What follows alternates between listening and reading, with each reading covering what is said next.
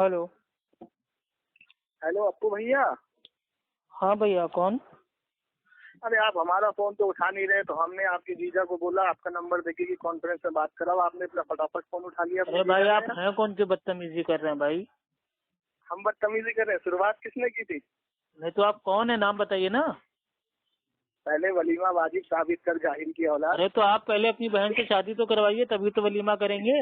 अबे अपने जीजा का तूने फोन उठा लिया। अबे मेरे भाई, एक तरफ अपनी बहन की शादी भी करवा रहे हैं, वलीमे की दावत भी आपको खाना है, बात भी नहीं करना। वलीमा साबित अच्छा भाई, कायदे से बात करना हो तो ठीक है, वरना फोन काट के नंबर आपको ब्लॉक कर दे। इतना बड़ा मुनाजिर है। अगर आपको ऐसे बदतमीजी से बात करना है तो मैं आपका फोन काट के नंबर आपका फिर से ब्लॉक कर दूंगा और ऑडियो आपकी अपलोड कर दूंगा, ठीक है? इतना बड़ा बनता है वो बनते नहीं है, तुम लोगों ने बनाया है भाई। हम तो आज भी अपने आप को छोटा मानते हैं, तकब्बुर नहीं है, अल्हम्दुलिल्लाह, ठीक है? भाग क्यों रहा है? तकब्बुर से अल्लाह बचा। अरे भाग क्या रहे, कोई इल्मी बात करना तो करो ना।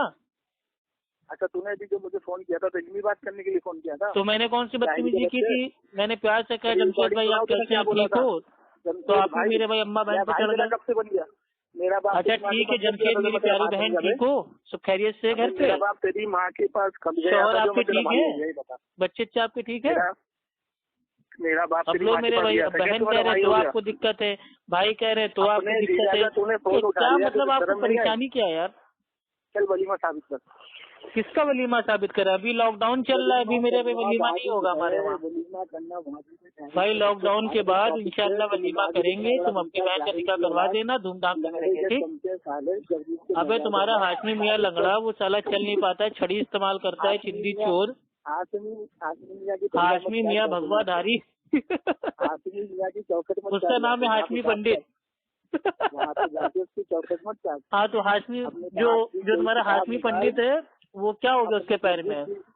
सुना कुत्तों ने दौड़ा लिया था उसको, बेचारा भाग भी नहीं पाया होगा, कुत्तों ने उसको दौड़ा लिया होगा ना। बताओ कितने शर्म की बात है। अरे फारूक खान लैपटॉप बाबा ने कौन सी किताब से पढ़ा था इंसान का बच्चा ऑक्सीजन लेता है और हाइड्रोजन छोड़ता है? जरा वाली किताब ला दो बेटा। चलो 500 रुपए तुम्हारे पेटीएम में भेज रहे हैं, फटाफट बताओ वाली किताब कहाँ मिलेगी? वाली किताब कहाँ मिलेगी जिसमें लिखा है कि इंसान का बच्चा ऑक्सीजन लेता है और हाइड्रोजन छोड़ता है? हाँ बताइए भाई, कहाँ कहाँ कहाँ लिखा कहाँ है? भागना नहीं फोन काट के। हाँ अब तुम्हारी तुम पे पैर मार दिया है। जाहिल की औलाद साले। हाँ मुकल्लिद जाहिल होता है और तुम जाहिल की औलाद हो, सही कहा। जो मुकल्लिद होता है वो जाहिल होता है, इस पर अहले इल्म का इजमा है, और जो इजमा को ना माने वो दायरे इस्लाम से बाहर है। इमाम इब्ने कय्यिम रहमतुल्लाह अलैह फरमाते हैं कि जो मुकल्लिद होता है वो आलिम नहीं होता, वो जाहिल होता है। भाई कोई इल्मी बात करना है कि खाली बकबक करना है? भाई रमजान में फालतू टाइम नहीं है यार। वलीमा करना। अरे भाई वलीमे की बात अब मेरे भाई लॉकडाउन की बात करना है। लॉकडाउन में जब शादी नहीं करेंगे तो वलीमा कहाँ से कर लेंगे? नहीं दूसरी टॉपिक की इल्मी बात करो ना, वलीमे से क्या तुम्हें लेना देना? सुनो तो नहीं तुम्हारे वहाँ जो तीजा चलिस्वा होता है, देखो तुम्हारे वहाँ जो वलीमे की दावत है वो नहीं होती है, तुम्हारे वो मैयत पार्टी होती है। तीजा चलिस्वा चट्टी चिल्ला कुंडे बरसी 11वीं 12वीं ईद मिलाद और शबे बारात, तुम्हारे वहाँ जो अमल होता है ना वो वाजिब है, ना सुन्नत है, ना नफिल है, बल्कि वो तमाम बिदात है। लेकिन वलीमा करना अल्हम्दुलिल्लाह अल्लाह के नबी सल्लल्लाहु अलैहि वसल्लम की सुन्नत है, और जो बच्चे वाले लोग हैं उनके ऊपर वलीमा करना वाजिब है, ठीक है? सुनो पहले, सुनो सुनो नहीं सुनेंगे नहीं, तुमने सवाल पूछा जवाब तो सुन लो। अरे सुन तो वलीमा करना अल्लाह के नबी सल्लल्लाहु अलैहि वसल्लम की सुन्नत है, और अगर कोई मेरे भाई पैसे वाला है तो उसके लिए वलीमा करना वाजिब है। कहाँ लिखा है?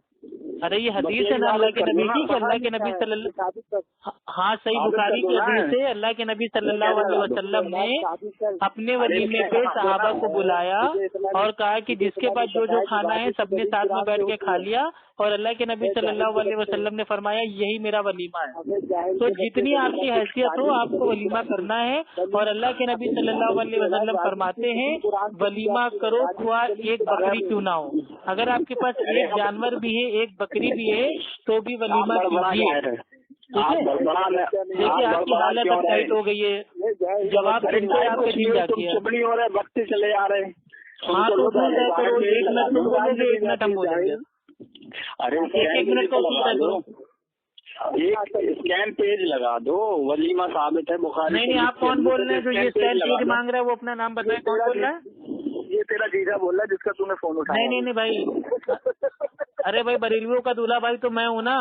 अबे मेरा फोन अपने जीजा का तूने फोन उठाया। हाँ, बरेलियों का दूल्हा भाई अप्पू खान लाइन पे है, पूछिए मेरे सालों, जल्दी पूछो। सालों इज्जत से क्या बात करूँ अपने दीदी हाँ को तो फोन जाहिर लेके तुम लोग खुद ही हो ना, तुम ही लोग खुद ही साला बहनों ही जीजा करते हो। उसके बाद जब हम मेरे पे जवाब देते हैं तो तुम लोग की आगे से गीली पीछे से पीली हो जाती है। कर रहा है ये सुन ली रहा। जब कह रहा हूँ तमीज से बात करो, उसूल से बात करो, दीन को मजाक ना बनाओ, लेकिन दीन को मजाक बनाने की तो बरेलियों ने कसम खा रखी है।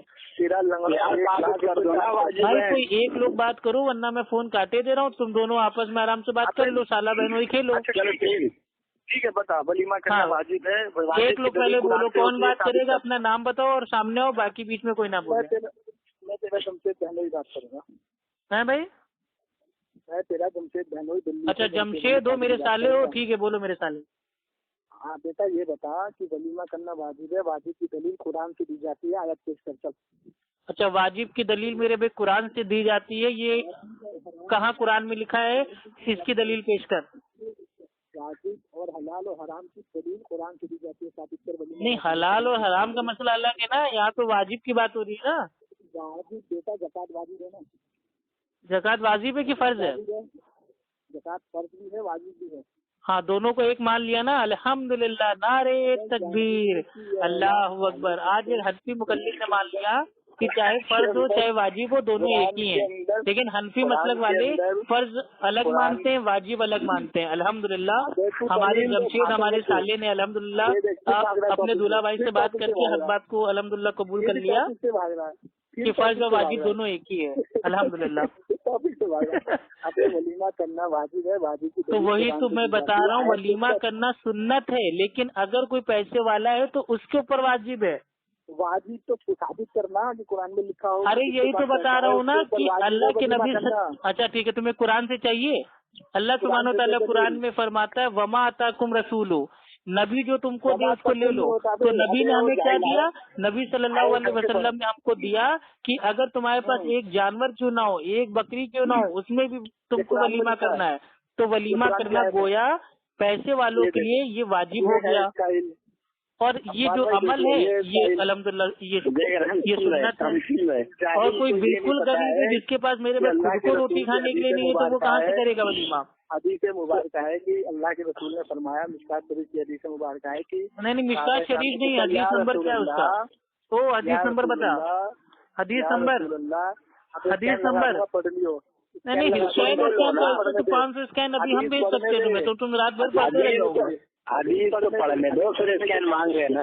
जाहिल जितना भी तुझे नहीं कि जो हदीस पढ़े तो पीछे नहीं बोलते।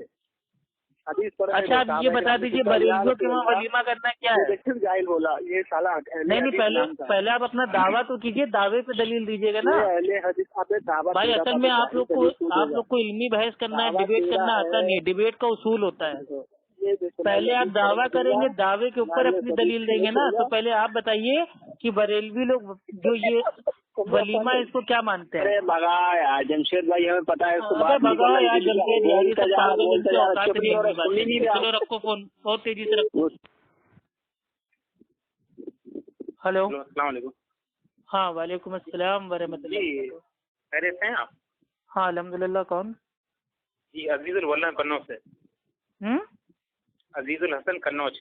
हाँ बताइए जी। एक चीज पूछना थी, जैसे तरावी को लेके जो सही बुखारी की हदीस है 2013 की, हजरत आयशा रज़ियल्लाहु अन्हा फरमाती हैं कि आप सल्लल्लाहु अलैहि वसल्लम रमजान हो या गैर रमजान हो 11 रकात से ज्यादा नहीं पढ़ते थे। ठीक है। एक सही मुस्लिम की हदीस है कि आप सल्लल्लाहु अलैहि वसल्लम ने तहज्जुद या वही तरावी पढ़ी और वितर मतलब पढ़ लिया, उसके बाद 2 रकात नमाज और पढ़ी, यानी कि टोटल 13 रकात पढ़ी। तो वो हदीस तो ये कह रही कि मतलब 11 रकात से ज्यादा नहीं पढ़ते थे। और इधर तो ये तौर पे मेरे भाई उमूमी तौर पे जी, यानी कि अगर मैं ये कहूँ कि भाई मैं अल्हम्दुलिल्लाह मैं चाहे रमजान हो या गैर रमजान हो मैं 2 रोटी खाता हूँ, तो इसका माना ये नहीं है कि मेरे भाई 1 रोटी या 3 रोटी का इनकार हो जाता है। उमूमी जो मेरा अमल है वो ये है कि चाहे रमजान हो या मतलब भाई वो गैर रमजान हो, मैं मेरे भाई खाने में 2 रोटी खाता हूँ। अब इसका माना ये नहीं कि कभी मैंने 3 रोटी खा ली या कभी मैंने 1 ही रोटी खाई। तो ये अम्मी आयशा रज़ी अल्लाह तआला अन्हा ये उमूमी अमल बता रही है। ऐसा तो अल्लाह के नबी से मेरे भाई वो 9 रकात एक ही रात में वित्र साबित है।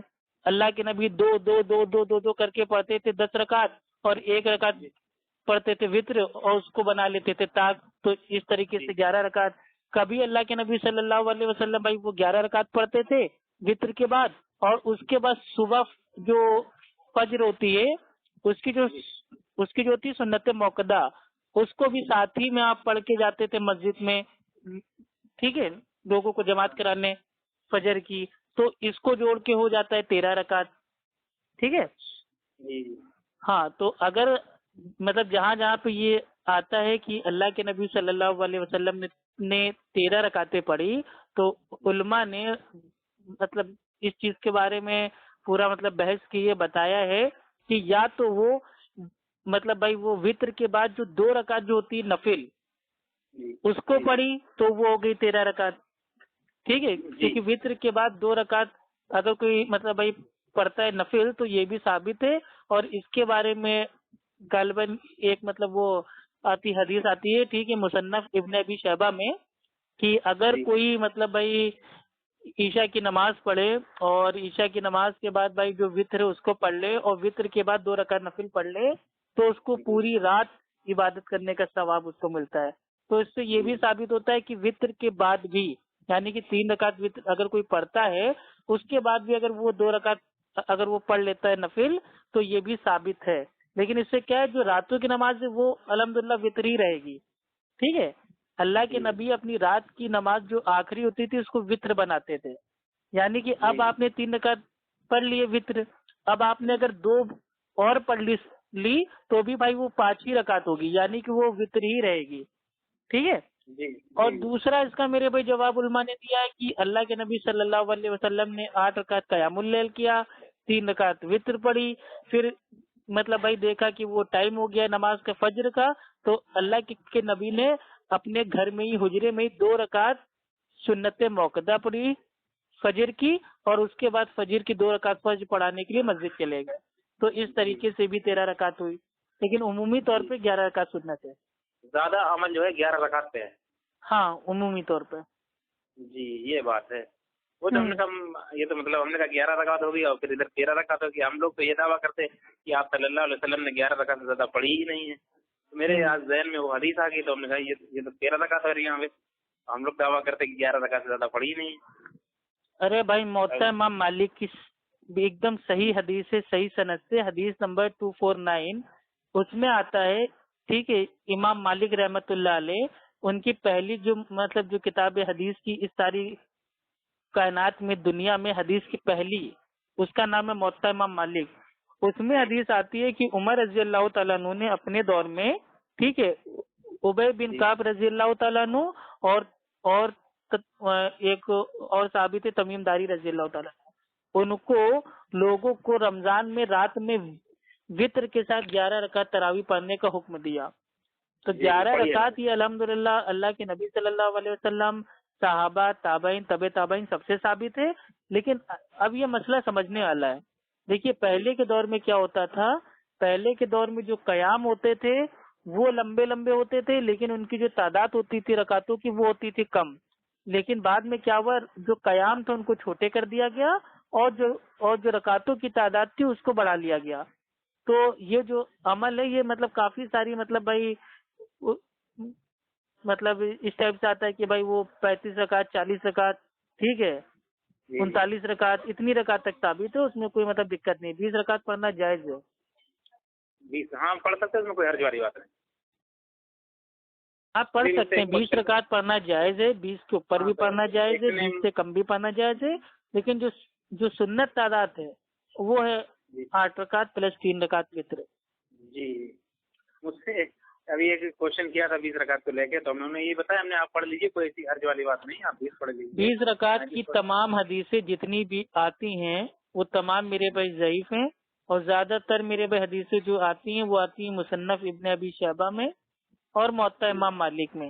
इन्हीं में ज्यादातर मेरे भाई 20 रकात के हवाले से ज़ईफ हदीसें आती हैं।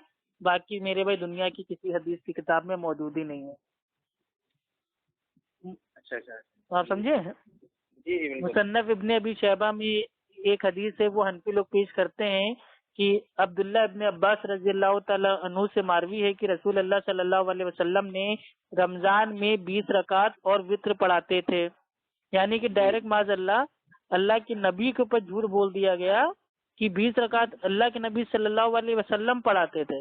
लेकिन बाद में जब इसकी तहकीक हुई हदीस की तो पता चला कि हनफी जो उलमा हैं उन्होंने जो ये हदीस है, ठीक है, अब्दुल्ला इब्ने अब्बास वाली मुसन्नफ इब्ने अबी शैबा वाली, इसको ज़ईफ का है, गरीबी का है, और उसमें नाम है अल्लामा ऐनी हनफी का।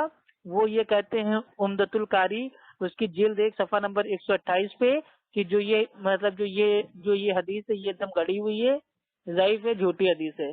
अल्लामा जैली हनफी वो मतलब भाई इस हदीस के ताल्लुक से उतारते हैं नज़्बुर राय में उसकी जिल्द 1 सफ़ा नंबर 153 पे कि ये जो हदीस है ये ज़ईफ है, ठीक है। और बहुत सारे मेरे भाई उलमा हैं।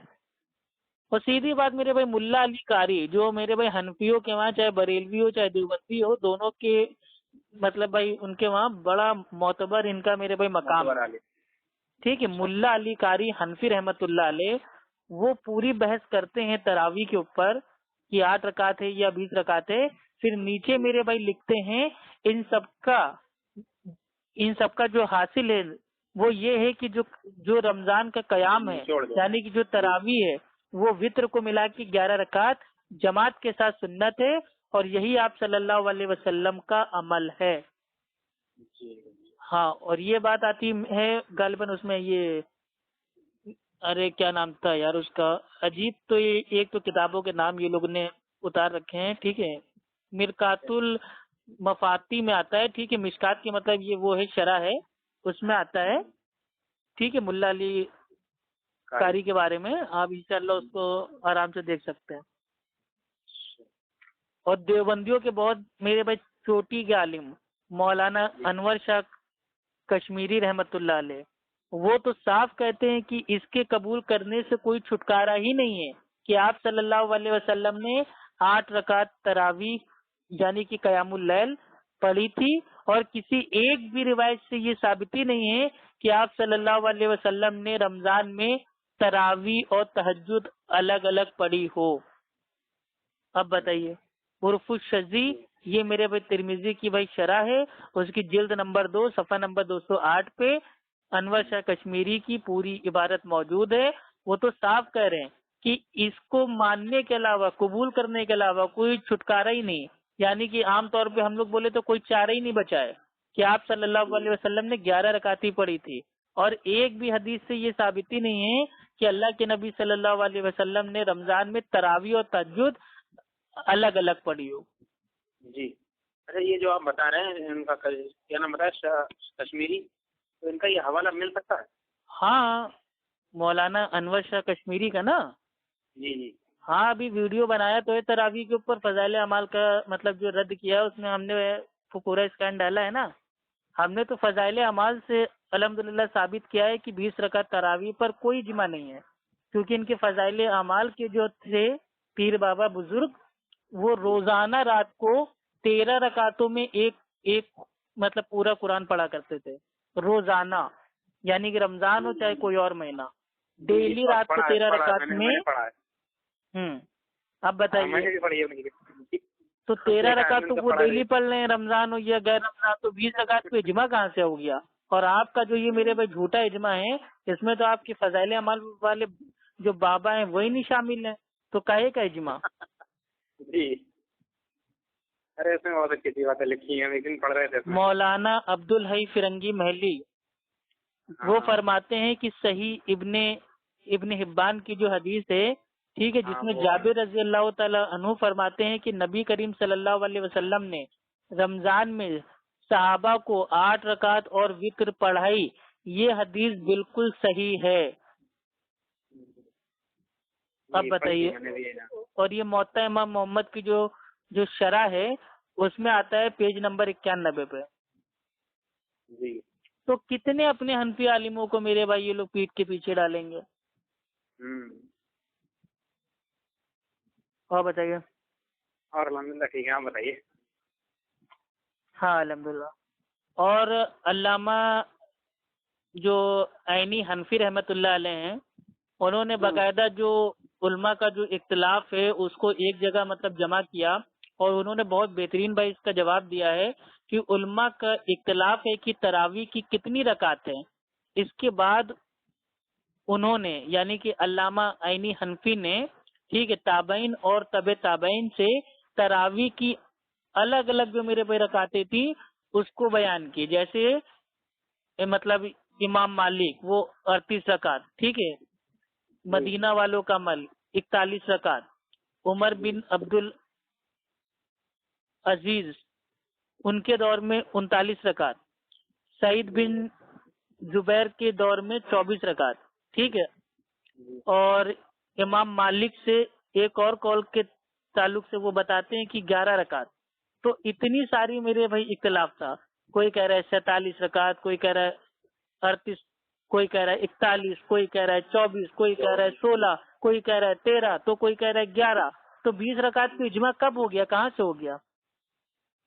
सही बात है। जी बोलिए, आप कुछ कह रहे थे फजाइल अमाल के बारे में? देखिए, फजाइल अमाल के बारे में कुछ ना कहिएगा, फजाइल अमाल मेरी भाई फेवरेट बुक है। मुझे जब भी मेरे भाई मतलब थोड़ा इंटरटेन होना होता है तो मैं फजाइल अमाल पढ़ता हूँ। बहुत कॉमेडी किताब है भाई, मजा आ जाता है। जी मेरे पास भी एक दिन थी, मैं उसे पढ़ रहा था। तो मामू है मेरे, मामू कहते हैं उसे हम, अल्हम्दुलिल्लाह अभी वो नए नए अहले हुए हैं। तो हम लोग उनके पास बैठते हैं, उन्हें पूछते हैं तो हम लोग बताते हैं, उनकी बात समझ में आ गई तो अल्हम्दुलिल्लाह अहले हो गए। वो उनके बहनों ही हैं, वो लेके अमल, तो हमने कहा मामू लेकर आइए, हम आपको दिखाएंगे, उसमें कुछ चीजें दिखाएंगे आपको। तो हमने उन्हें दिखाई उन कुछ चीजें, तो वो कहने लगे तो वाकई बेकार की बातें हैं इसमें। तो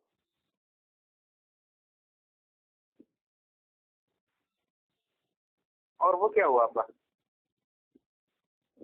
हेलो जी बोलिए। फारूक रिजवी खान साहब का क्या हुआ? अरे वो सब जाहिल है भाई। वो आगे जाहिल है, बिल्कुल जाहिल है वो। जाने कैसे अल्लामा बन गया वो जरा,